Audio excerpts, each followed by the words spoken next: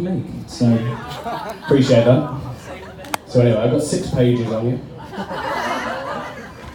So we'll start like this.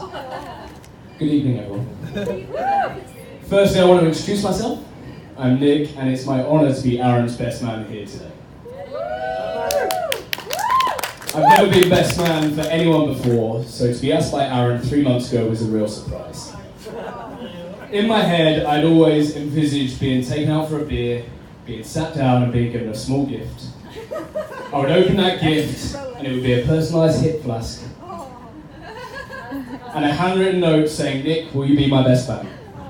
In reality, I received a WhatsApp message at 11 PM on a Wednesday night saying, "Yo, fucker, getting married in April, want to be best man." How can you say no to that?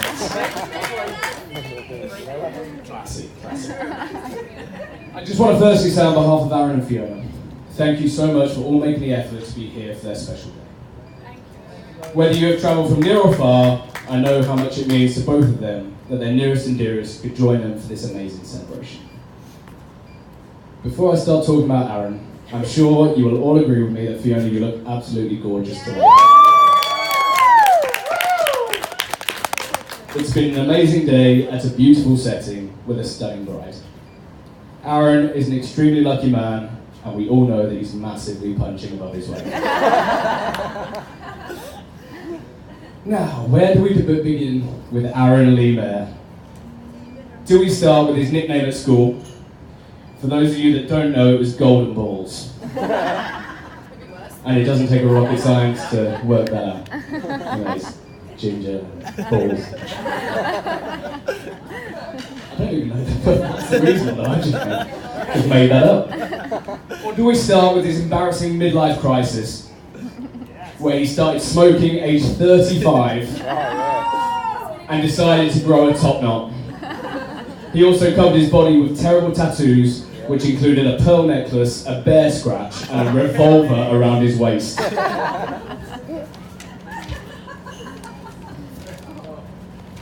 Instead, we'll start with how we met. We both moved over to Dubai at the start of 2012, and both moved into Botanica Tower in the Marina. Great place. My darling other half, Laura, got talking to Aaron around the pool and told him that he would really like me. You're right. He really likes me.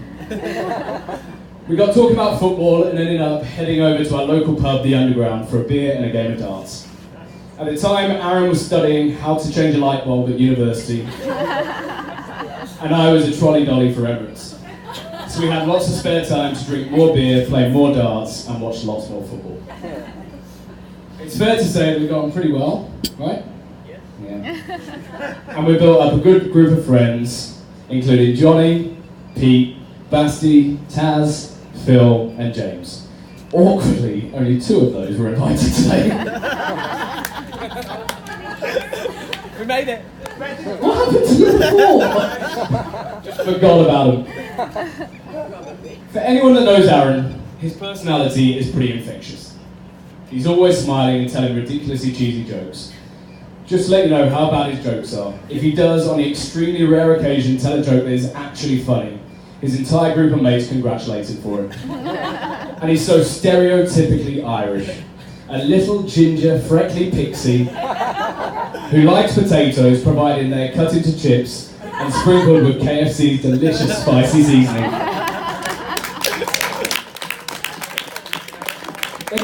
They're great fries.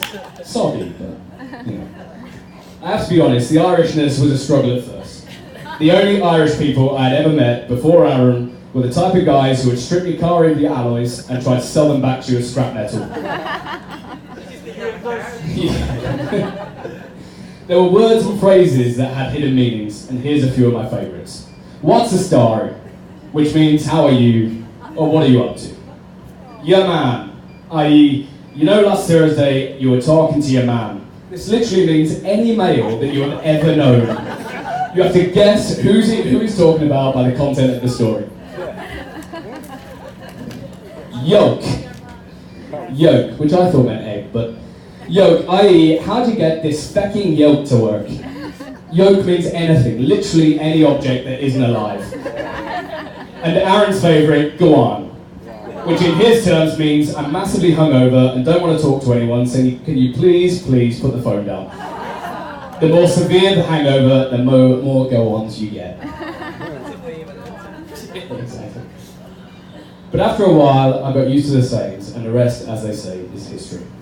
When I was living in Dubai, by the way, I travelled 3,500 miles, but forget about that. When I was living in Dubai, there wasn't a week that went by that we didn't hang out together. We've been on holiday together, we've even shared a bed together. And just so you know, I have never ever shared a bed with someone so petrified that I was going to touch them up before. He built a wall out of duvets and pillows between us to ensure that my hands didn't wander. And you got into a little embryo position, it was so cute. Well, you still left your arse on my side. It was back at our favourite pub, the Underground, when Aaron first introduced me to Fiona. I joined them at the table and the waiter came over to take our order. When Fiona turned around and ordered a pint of Stella, I knew this relationship had serious potential. When she then necked that pint in a matter of seconds, I knew Aaron would marry her one day. When 2 hours later Fiona had smashed 8 pints, I had serious concerns that he'd bitten off more than he could chew.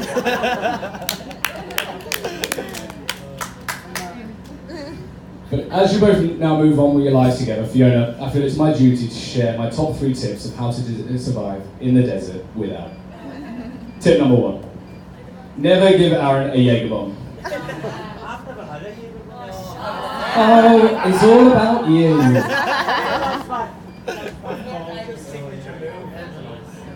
Back to the groom. I'm joking.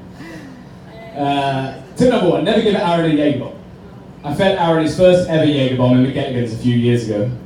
3 seconds after he swallowed it, he decided to throw it up literally all over me. Tip number 2, never take Aaron wakeboarding. Don't. I didn't realise Aaron could swim until we went wakeboarding one day. 37, can't swim, honestly. He's a very fast learner and picked up the skill of standing up on the board really quickly. He soon became confident enough to try a jump. Now, there's a certain direction you need to jump into a wave.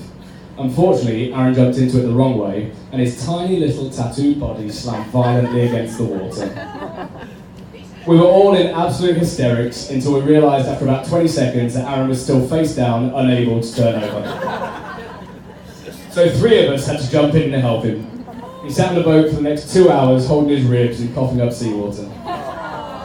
Surprisingly, he's never been wakeboarding since. And tip number 3, remember to never go clubbing with Aaron.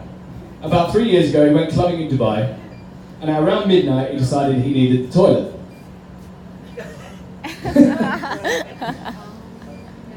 He went into one of the cubicles for, I don't know what, and while in the cubicle, decided to have a little nap.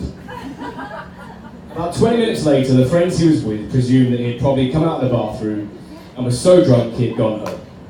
Unfortunately, that wasn't the case.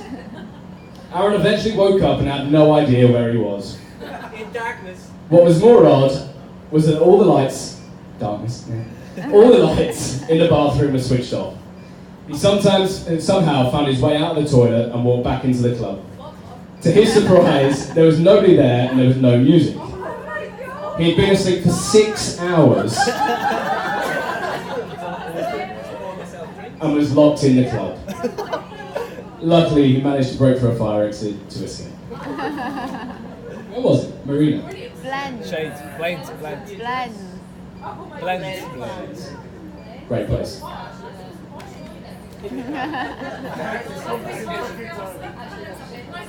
But aside from his antics, and on a more serious note, Aaron is probably the nicest, most generous person I've ever met, and is from the most amazing and welcoming family. He's a lover of life, and it's impossible for him to not make you laugh or smile. He's had some amazing accomplishments over the years, but I know that together with his new wifey for life, the best is yet to come.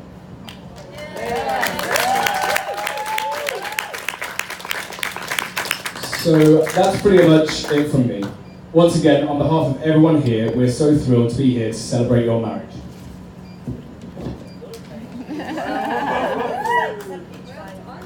And I would like everyone to please join me in raising your glasses in champagne flutes to the new Mr. and Mrs. Marr.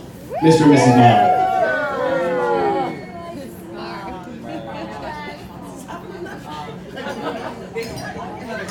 Cheers, everyone.